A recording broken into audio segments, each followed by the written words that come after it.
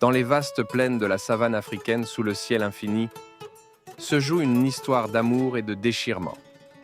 Nyawira, fille du chef d'un grand clan Massaï, est promise en mariage à Muturi, un puissant guerrier du clan voisin.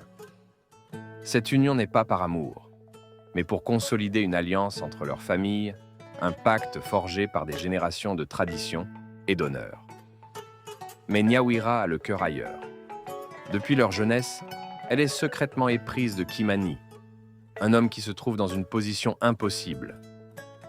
Kimani est non seulement le conseiller de Muturi, mais aussi son plus proche ami. Il a juré loyauté à son clan et à Muturi, mais son cœur appartient à Nyawira. La tension monte alors que le mariage approche. Nyawira se sent prisonnière de son destin. Chaque jour, elle doit faire face à sa famille, aux attentes de son père, aux murmures des anciens, tout en tentant de cacher l'amour qu'elle porte pour Kimani. Elle sait que suivre son cœur signifierait déshonorer sa famille, briser l'alliance et peut-être même provoquer un conflit entre les clans. De son côté, Kimani lutte avec ses propres démons. Son amour pour Nyawira est un fardeau qu'il porte en silence.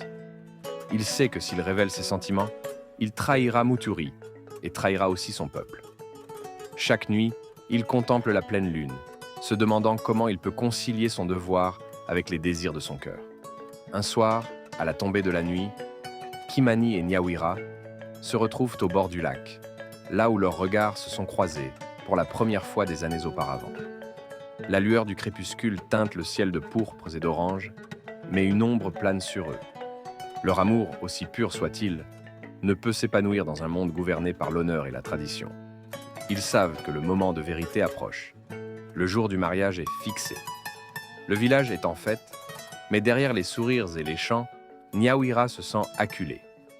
La veille de la cérémonie, elle est confrontée à Muturi, qui malgré sa force et son prestige, est conscient que Nyawira ne l'aime pas vraiment. Mais il voit leur union comme un devoir, une obligation envers leur peuple.